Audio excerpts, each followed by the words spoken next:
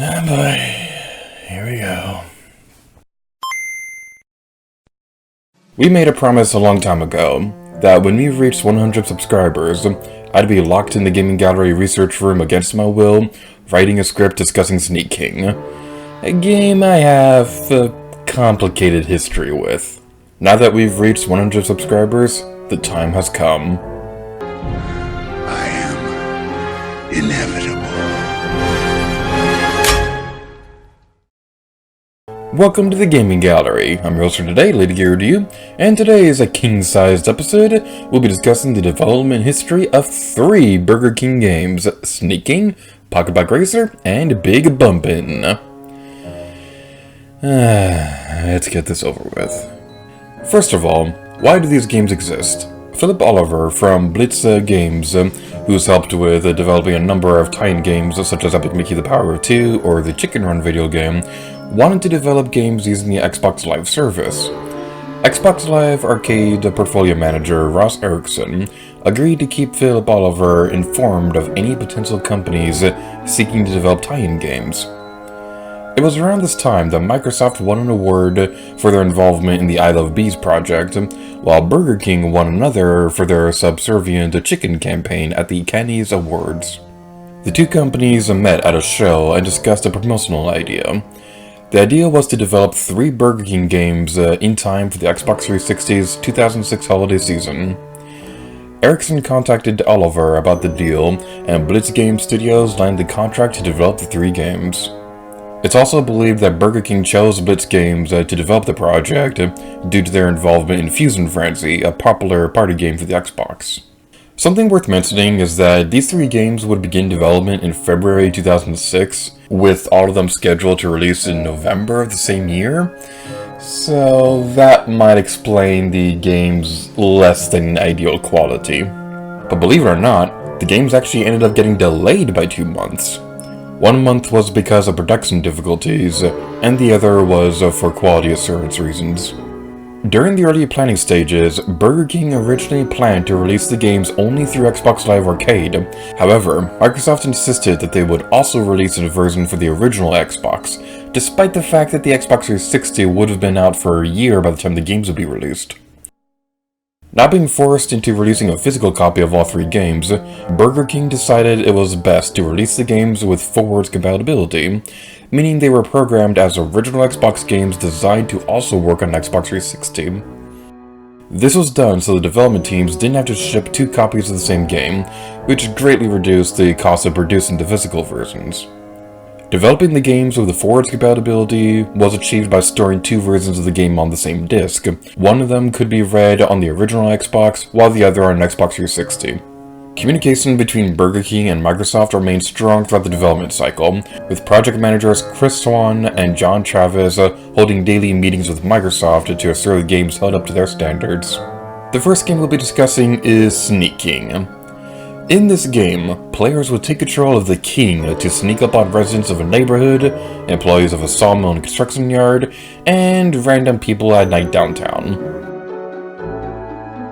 I feel the need to warn people watching this video that if you're out walking downtown in the middle of the night and somebody sneaks up on you to give you free food, you might want to call somebody. I'm just saying.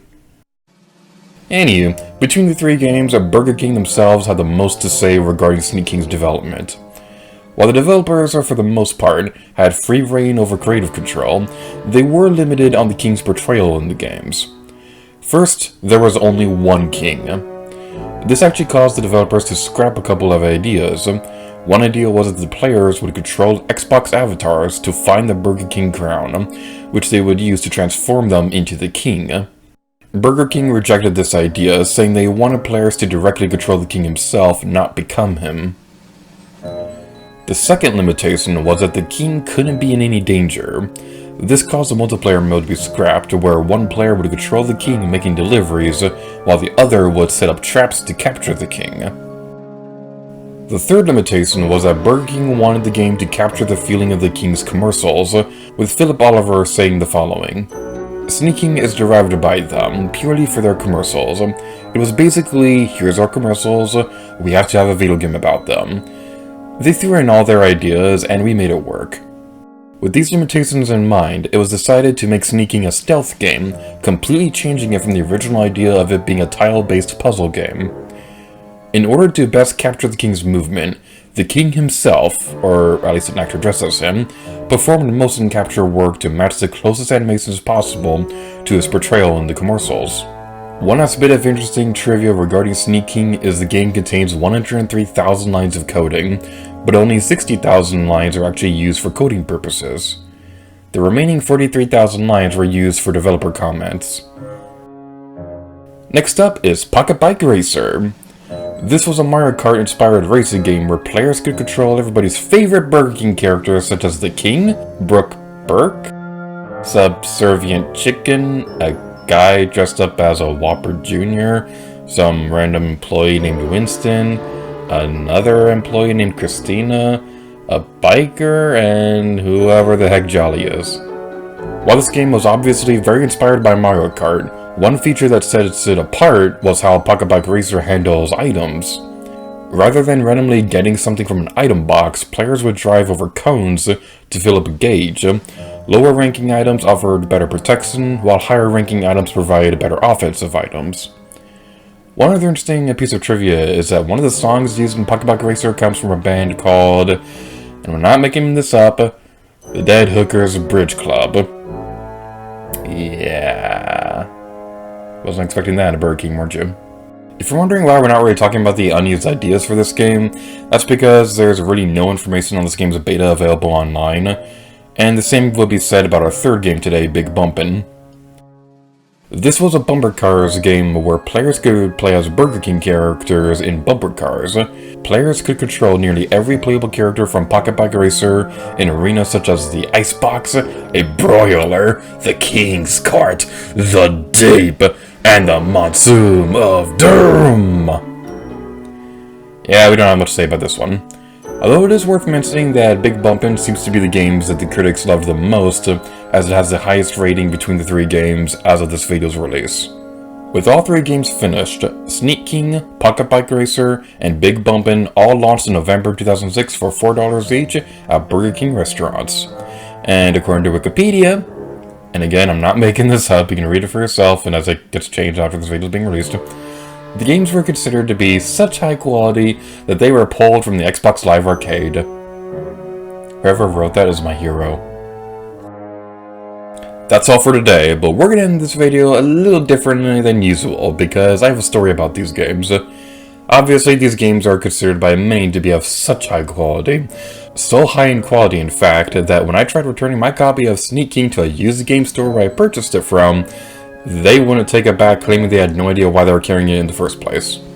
But hey, it was only $1. And it's still like eating Burger King. Anywho, this video was uploaded as a thank you for helping us reach 100 subscribers. If you'd like to watch more gaming trivia videos, feel free to click on our Gaming Gallery playlist on screen. There's probably something on there you'd like, unless you only care about fast food tie-in games, in which case this is probably the only one we'll ever do. We'll also have a link to our Captain Tail Treasure Tracker Versus on screen too, only because there's an episode in that series where I went on a Sneaking rant, so yay, self-promoting videos.